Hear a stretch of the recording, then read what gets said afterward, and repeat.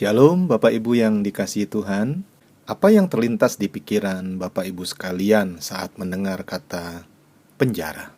Apakah yang terlintas adalah hukuman, terkurung, isolasi, no hope, alias tidak ada harapan, tidak ada masa depan lagi, the end of the world, tamat, mati, menderita, terkucil, dilupakan, atau apa? Bagi kebanyakan orang, mungkin penjara berarti demikian. Tetapi bagi sebagian orang, tidaklah demikian. Penjara justru adalah peluang untuk bisa melakukan yang terbaik. Saya berikan contoh beberapa anak Tuhan ini. Seorang hamba Tuhan dari Amerika datang ke China dan berkumpul dengan para pemimpin Kristen di China dari provinsi Hunan. Mereka datang dengan sembunyi-sembunyi mengingat masa itu keras penentangan akan agama Kristen di China. Session demi session berlangsung dengan begitu menarik dan hadirat Tuhan begitu nyata. Sampai saat pembagian Alkitab, karena peserta yang dibawa adalah 22 sementara Alkitab yang dibawa 15, tentu saja tidak semua bisa mendapatkannya. Seorang ibu yang mendapat sebuah Alkitab memberikan Alkitabnya kepada hamba Tuhan di sebelahnya. Sesuatu yang menarik pada saat pemimpin meminta untuk membaca salah satu ayat, jelas sekali ibu tersebut ikut membaca, tapi tanpa Alkitab di tangannya. Selesai session, dengan terheran-heran pendeta dari Amerika itu bertanya kepada ibu tersebut, "Apakah ibu sudah hafal ayat firman Tuhan?" "Ya, saya banyak hafal ayat," kata ibu itu. Lalu pendeta Amerika itu bertanya, "Di mana ibu menghafalnya?" "Di penjara. Sebab di penjara engkau punya banyak waktu." Mari saya lanjutkan dengan contoh yang kedua. Andrew Chen adalah terpidana mati dari Australia. Saat di penjara di Indonesia, ia bertobat dengan sungguh hati. Dan sejak itu, ia terus memberitakan Injil kabar baik itu di dalam penjara. Ada seorang bapak bernama Matius Arif Mirjaya bercerita tentang hal tersebut. Ia berkata, "Saat itu saya berbagi penjara dengan 2 orang Australia yang menghadapi eksekusi hukuman mati.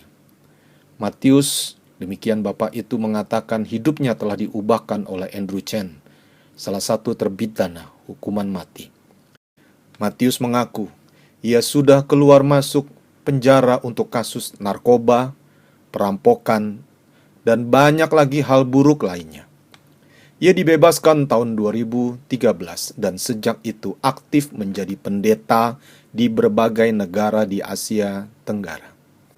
Rasul Paulus, saat di penjara, ia tidak mengeluh tentang nasib buruk yang dialaminya, tetapi justru di penjara, ia banyak menulis firman Tuhan yang kelak dibukukan dan jadi yang sekarang kita sebut dengan Alkitab. Akhir kata Bapak Ibu MKD Farms yang terkasih, dalam penjarakah engkau hari ini? Atau mungkin secara fisik engkau tidak berada dalam lembaga permasyarakatan, tetapi engkau merasa terpenjara, terkurung, terisolasi karena hal-hal yang terjadi dalam hidupmu hari-hari terakhir ini. Hari ini dengarkanlah berita baik ini. Engkau masih bisa jadi berkat bahkan di tengah situasi sulit yang kau hadapi sekarang ini. Firman Tuhan berkata, 2 Timotius 4 ayat yang kedua, "Beritakanlah firman, siap sedialah baik atau tidak baik waktunya." Lakukanlah sesuatu yang menyenangkan hati Tuhan dan jadilah berkat bagi orang lain. Daripada kita terpuruk dan berdiam diri, mari kita renungkan, doakan, pikirkan apa yang bisa kita lakukan yang bisa jadi berkat bagi Tuhan dan sesama kita. Melakukan hal-hal kecil tetap bisa jadi berkat bagi orang lain. Misalnya, kita jadi orang yang mudah dimintai tolong. Kita punya telinga yang mau mendengarkan suara orang lain. Kalau engkau punya kepandaian dalam hal multimedia, pakailah itu untuk memuliakan Tuhan.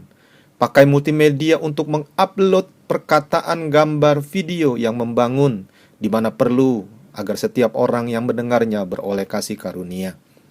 Pilihan ada di tangan kita. Untuk tertidur terus, di dalam penjara dalam tanda petik dengan alasan hibernasi?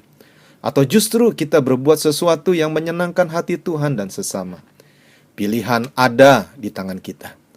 Tubuh memang bisa terpenjara, tapi kreativitas, doa, iman, pengharapan, dan kasih tidak bisa dipenjara.